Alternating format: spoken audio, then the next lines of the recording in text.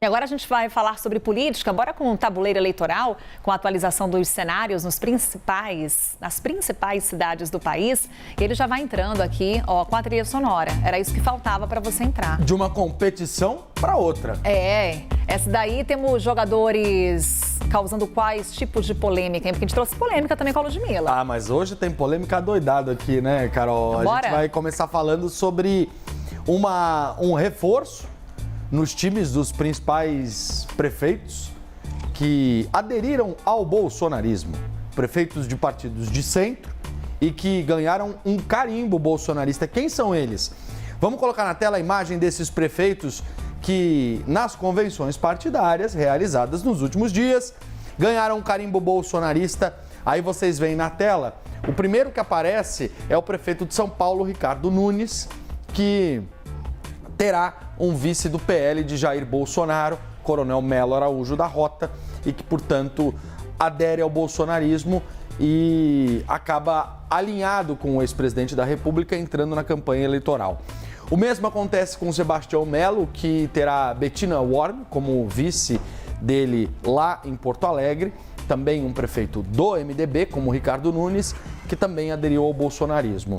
Na sequência tem Topázio Neto, que é prefeito de Florianópolis, também terá uma vice-bolsonarista e, portanto, com o PL na chapa, e o Arthur Henrique, prefeito de Boa Vista, que ontem oficializou em convenção do partido, também um vice-bolsonarista, também do PL. Esses 4 prefeitos mergulham na campanha eleitoral com Bolsonaro em cima do palanque, Carol. É colocar Bolsonaro em cima do palanque e também um vice indicado pelo bolsonarismo, né? É o preço que se paga a marca. E a marca que se coloca na campanha. Para se ter uma fatia do eleitorado que adere ao bolsonarismo, a gente tem, portanto, esse cenário aqui de prefeitos com vices bolsonaristas, vices do PL. Aqui, Carol, é bom lembrar, estamos falando de capitais. Outras cidades, muitas outras cidades também têm o mesmo movimento. Mas aqui eu fiz uma seleção junto com a Pamela Cadamuro, nossa editora, para que a gente pudesse mostrar nas capitais brasileiras os prefeitos de centro que aderiram ao bolsonarismo. Vamos começar falando então dessas cidades, detalhando um pouquinho melhor como está o cenário em cada uma delas, começando por São Paulo, porque ontem a gente teve uma notícia importante. Mudança aí no jogo, hein? É isso, que foi a desistência do Kim Kataguiri, que é esse que aparece aqui no final do nosso tabuleiro com 3%, não conseguiu o respaldo do União Brasil, o partido deve apoiar, e aí eu trago essa notícia aqui em primeira mão para quem acompanha o tabuleiro eleitoral e o Novo Dia. União Brasil deve formalizar o apoio ao prefeito Ricardo Nunes amanhã, de tarde, num evento que vai ser organizado aqui em São Paulo, que vai ter uma espécie de segunda convenção. Eles já tiveram uma primeira convenção, não decidiram o que fariam, agora uma segunda convenção para poder declarar o apoio ao Ricardo Nunes. Bora conferir o que o Kim Kataguiri fala sobre essa desistência? Vamos ouvir ele, então. Antes de que digam que eu não desisti de disputar as eleições para a prefeitura da cidade de São Paulo, fui desistido e sabotado pelo meu partido, e justamente em razão disso que não disputarei as eleições. Ele já me corrigiu então, porque ele disse que ele não desistiu, foi sabotado pelo partido. Mas não teve condição de continuar, né? Acabou jogando a toalha, poderia ter esticado um pouco mais a corda, mas aproveitou também esse momento, porque amanhã o União Brasil vai oficialmente declarar apoio ao Ricardo Nunes e ele vai ficar de fora desse jogo eleitoral. Muda pouco o cenário, porque o Kim Kataguiri não tinha conseguido pontuar bem nas pesquisas. Temos ainda o prefeito Ricardo Nunes à frente com 23%, Guilherme Boulos na sequência com 22% e um segundo pelotão que hoje tem Datena e Pablo Marçal com 15% e 12%. Tabata Amaral ainda patinando na disputa, ela que começa a campanha ou a pré-campanha eleitoral pontuando bem, com 10%, 11%, 12% e derrete essa pontuação, a ver como é que isso vai como é que vai continuar esse cenário quando de fato a campanha começar. Ela que não conseguiu um partido aliado para entrar na chapa, e a Marina Helena do Partido Novo também ainda com 3%. E aí eu vou te perguntar, Pedro, trazer agora a tua análise política, porque você nos conta, olha, o Kim Kataguiri não estava pontuando muito bem nas pesquisas, então a saída dele não vai interferir tanto no jogo político. Porém, do jeito que está em São Paulo, tudo tão embolado, talvez aqueles 3% ajudem determinado candidato, não? É que vai ser difícil para ele poder tomar uma decisão a despeito do que o partido vai fazer. União Brasil aderiu ao Ricardo Nunes, deve lançar esse apoio amanhã. Então, o Kim Kataguiri fica também meio sem capacidade de dizer, não, eu vou apoiar outro candidato. Tinha até uma negociação com o Pablo Marçal, né?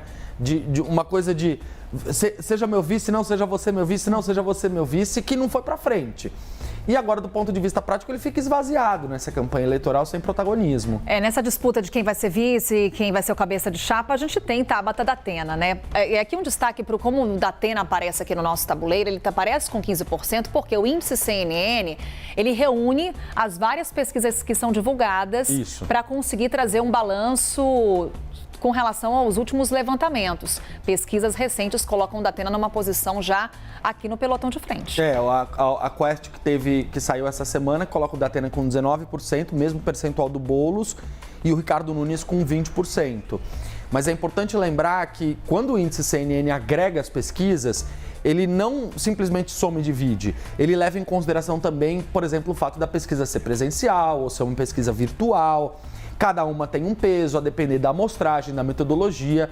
Então, o pessoal do IPESP nos ajuda diariamente a fazer esse levantamento. A gente fica no pé deles aqui para conseguir trazer os dados mais atualizados para quem acompanha o índice CNN, o tabuleiro eleitoral e a nossa discussão sobre debate eleitoral, que não se resume a São Paulo. Bora viajar? Vamos para Porto Alegre agora, ver como é que fica o cenário lá com o prefeito Sebastião Melo tendo aderido ao bolsonarismo, com a Bettina Worm na chapa dele, ela que é tenente militar. Ele aparece em segundo lugar, ainda com 27%. Sebastião Melo, que, como a gente já falou aqui, deve ser alvo de críticas por conta da condução dele durante as enchentes em Porto Alegre. Aí, sem entrar no mérito de se as críticas têm ou não têm razão, mas esse deve ser um dos fatores. A gente tem a Maria do Rosário liderando aqui no índice CNN com 29%, ela que tem o apoio do presidente Lula e, portanto, é a candidatura de esquerda com mais força. Mas tivemos mudança em Porto Alegre. Por quê? 2 candidatos estão fora da disputa. A comandante Nádia, do PL, sai da disputa para apoiar a Bettina Worm na chapa de Sebastião Melo, ela que também é do PL, dá lugar à vice de Melo, ela que vai ser candidata à Câmara dos Vereadores, já é vereadora lá em Porto Alegre. E o Thiago, do União Brasil, e a Juliana Brizola, do PDT, se juntaram numa chapa só. Conversei com ele, inclusive, que me disse, Pedro, a nossa chapa é a chapa que tem condições de vencer esta polarização. E ele me disse que justamente por isso vai a chapa com Juliana Brizola e acaba sendo uma terceira via. Uma terceira candidatura que ainda não reflete nessas pesquisas que a gente teve essa movimentação política. O Thiago que tinha falado, curiosamente, em uma das entrevistas que deu, que as referências políticas dele tinham Bolsonaro e Leonel Brizola. Então, isso causou um grande debate, uma grande polêmica, mas enfim, a gente tem aí uma mudança no cenário de Porto Alegre, portanto, agora ficando mais enxuto, como era esperado já nas convenções, né, Carol? E saindo agora da região sul, a gente vai lá para o norte, vamos para Boa Vista. É isso. O que está acontecendo por lá, Pedro? Boa Vista, a gente teve ontem a formalização da chapa do Arthur Henrique, que é o atual prefeito do MDB.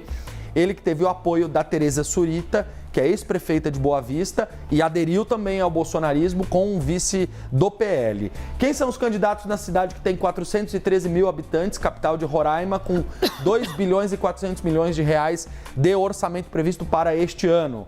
O Alex Braga, do PRD, o prefeito Arthur Henrique, de quem a gente falava, do MDB, uma briga no União Brasil, que ainda não está resolvida. Não está unido. Catarina Guerra é a primeira candidata do partido, a gente vai mostrar o segundo já já. E o Frutuoso Lins, que do PL agora sai da disputa justamente por conta da adesão ao Arthur Henrique. Vamos ver a próxima tela de Boa Vista. O Nicolete, do União Brasil, que está brigando com a Catarina. Catarina que teve o apoio ali de um pedaço do partido, né? As instituições locais do União Brasil acenaram pela candidatura dela, mas ainda não está oficialmente definido quem será o candidato do partido. O Hudson Leite, do PV, e o Soldado Sampaio, do Republicanos. Esse é mais ou menos o cenário eleitoral de Boa Vista hoje. Vamos ver os peões de Boa Vista, como é que fica então a capital de Roraima, quais são os candidatos. O prefeito Arthur Henrique está na frente com 36%, está bem posicionado, né? Você tem a Catarina do União Brasil com 15% na sequência, o Alex do PRD, o Sampaio do Republicanos e o Frutuoso do PL aparecem logo depois, com 7%, 4% e 4%, mas a disputa ainda está por aqui. Isso, inclusive, deve ajudar, Carol, a oficializar o nome da Catarina pela União Brasil, porque as pesquisas eleitorais, elas são importantes para você conseguir, de fato, determinar quem vai ser o candidato de cada uma das eleições.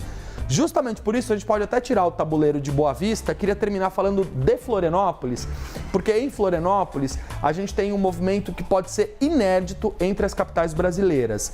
Hoje, os partidos de esquerda, PV, PCdoB, PSB, PSOL, PT, Rede, e PDT vão fazer uma reunião que pode acabar com uma chapa de 8 partidos de esquerda, uma grande frente de esquerda em torno do Marquito, que é o candidato do PSOL, deputado estadual, e que é o que tem mais chance, mais viabilidade eleitoral para conseguir enfrentar o prefeito Topázio Neto. E isso para uma eleição municipal, essa construção dessa aliança grande dentro de uma disputa ali pela Prefeitura de Florianópolis, por quê? O que explica toda essa união entre as legendas por lá? Uma dificuldade muito grande de fazer com que o prefeito, que está muito bem posicionado nas pesquisas, tenha algum tipo de impacto. Então, entrar para perder e entrar dividido para os partidos de esquerda em Florianópolis não faz sentido. Topázio aderiu ao bolsonarismo e se posicionou claramente à direita. Então agora você tem a possibilidade de candidatos que não têm tanta expressão eleitoral, não tem uma pontuação tão significativa ainda nas pesquisas, com exceção do Marquito, que aparece entre 12% e 17% nas pesquisas, de enfrentar essa candidatura.